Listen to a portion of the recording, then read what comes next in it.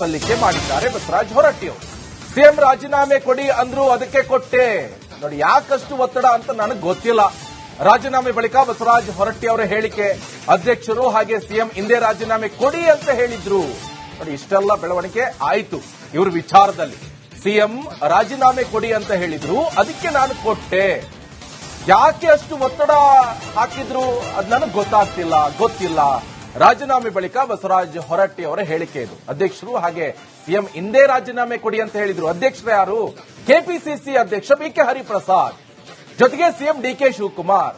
ಅವ್ರು ಹೇಳಿದ್ರಂತೆ, ನೀವು ಇವತ್ತೇ ರಾಜೀನಾಮೆ ಕೊಟ್ಟುಬಿಡಿ, ಆ ಕಾರಣದಿಂದ ನಾನು ಕೊಟ್ಟೆ.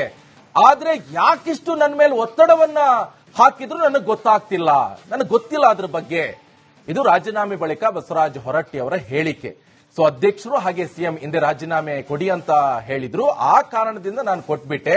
ನನ್ನ ಮೇಲೆ ಇಷ್ಟು ಪ್ರೆಷರ್ ಯಾಕೆ ಹಾಕ್ತಾ ಇದ್ರು ಅದು ನನಗೆ ಗೊತ್ತಿಲ್ಲ. ಬಹಳ ಬೇಸರದಿಂದ ಹೊರಗೆ ಹೋಗ್ತಾ ಇರುವಂತ ಸಂದರ್ಭದ ದೃಶ್ಯಗಳು ಅವೆಲ್ಲವೂ ಕೂಡ ನೀವು ಗಮನಿಸ್ತಾ ಇರಬಹುದು. ಒಂದ್ ಕಡೆ ಸಿಎಂ ಡಿಕೆ ಶಿವಕುಮಾರ್ ಅವರು ಹಿಂದ್ಗಡೆ ನೋಡ್ತಾ ಇರುವಂತ ದೃಶ್ಯ. ಇಬ್ರು ನಡ್ಕೊಂಡು ಬಂದ್ರು. ಅದಾದ ನಂತರ ಬಸವರಾಜ ಹೊರಟ್ಟಿ ಅವರು ಅವ್ರ ಪಾಡಿಗೆ ಅವ್ರು ಹೋಗ್ತಾ ಇಕೊಂಡ್ರು. ನೋಡಿ ಅಲ್ಲಿ ದೃಶ್ಯದಲ್ಲಿ ಗಮನಿಸ್ತಾ ಇರಬಹುದು. ಬಹಳ ಬೇಸರದಿಂದ ಬಂದ್ರು ಮನೆಯಿಂದ ಹೊರಗಡೆ. ಬಂದಂತ ಸಂದರ್ಭದಲ್ಲಿ ಡಿಕೆ ಶಿವಕುಮಾರ್ ಅಲ್ಲಿ ನಿಂತ್ಕೊಂಡಿದ್ರು. ಅವ್ರ ಪಾಡಿಗೆ ಅವ್ರು ಹೋಗ್ತಾ ಇದ್ರು. ಯಾಕಂತ ಹೇಳಿದ್ರೆ ಹಿರಿಯ ರಾಜಕಾರಣಿ, ಮುತ್ಸದಿ ರಾಜಕಾರಣಿ ಆಕ್ಚುಲಿ ಬಸವರಾಜ ಹೊರಟ್ಟಿ ಅವರು. ಸುಖ ಸುಮ್ಮನೆ ಇಲ್ಲ ಅವರೆಲ್ಲ ಮುತ್ಸದಿ ರಾಜಕಾರಣಿ ಅಂತ ಹೇಳ್ತಾರಲ್ಲ ಬಸವರಾಜ ಹೊರಟ್ಟಿ ಅವರು. ಸೊ ಸದ್ಯ ಈಗ ಬಿಜೆಪಿ ಕೂಡ ಇದ್ರ ವಿರುದ್ಧ ಸಾಕಷ್ಟು ವಾಗ್ದಾಳಿಯನ್ನ ನಡೆಸಿತು, ಸರ್ಕಾರದ ವಿರುದ್ಧ ಹಾಗೆ ಕಾಂಗ್ರೆಸ್ ಪಕ್ಷದ ವಿರುದ್ಧ. ಅವ್ರ ಸಭಾಪತಿಯವರ ರಾಜೀನಾಮೆಯನ್ನ ಕೇಳ್ತಾ ಇದ್ದಾರೆ, ಪ್ರೆಷರ್ ಹಾಕ್ತಾ ಇದ್ದಾರೆ. ಹಿಂದೆಂದೂ ಕೂಡ ಈ ತರ ಆಗಿಲ್ಲ. ಆದ್ರೆ ಈ ಬೆಳವಣಿಗೆ ಯಾಕೆ? ಸೊ ಅಲ್ಲಿ ವರಿಷ್ಠರಿಂದನೇ ಬಂದ್ಬಿಡಿತ್ತು ಪಟ್ಟಿಯಲ್ಲಿ, ಸಭಾಪತಿ ಹೆಸರೆಲ್ಲ ಸೂಚನೆ ಮಾಡಿಬಿಟ್ಟಿದ್ರು. ಇದು ಯಾವ ರೀತಿಯಾದಂತ ಸರಿಯಾದ ನಿರ್ಧಾರ ಹಾಗಾದ್ರೆ ಕಾಂಗ್ರೆಸ್ ಪಕ್ಷದಲ್ಲಿ? ಈ ಎಲ್ಲ ಪ್ರಶ್ನೆಗಳನ್ನು ಕೂಡ ಬಿಜೆಪಿ ನಾಯಕರು ಎತ್ತಿದ್ರು. ಸದ್ಯ ಈಗ ಸಭಾಪತಿ ಸ್ಥಾನಕ್ಕೆ ಬಸವರಾಜ ಹೊರಟ್ಟಿ ಅವರು ರಾಜೀನಾಮೆಯನ್ನ ಸಲ್ಲಿಸಿದ್ದಾರೆ.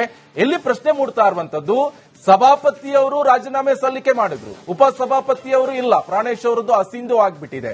ಹಾಗಾದ್ರೆ ಮುಂದೇನು? ಯಾರು ಇದನ್ನ ಅಂಗೀಕಾರ ಮಾಡ್ತಾರೆ ಎನ್ನುವಂತ ಪ್ರಶ್ನೆ ಇಲ್ಲಿ ಉದ್ಭವ ಆಗ್ತಾ ಇದೆ. ಅದಕ್ಕೆ ಮತ್ತೆ ಯಾವ ರೀತಿಯಾದಂತ ಪ್ರೊಸೆಸ್ಗಳಿದೆ ಅವೆಲ್ಲವನ್ನೂ ಕೂಡ ನೋಡ್ಬೇಕಾಗತ್ತೆ.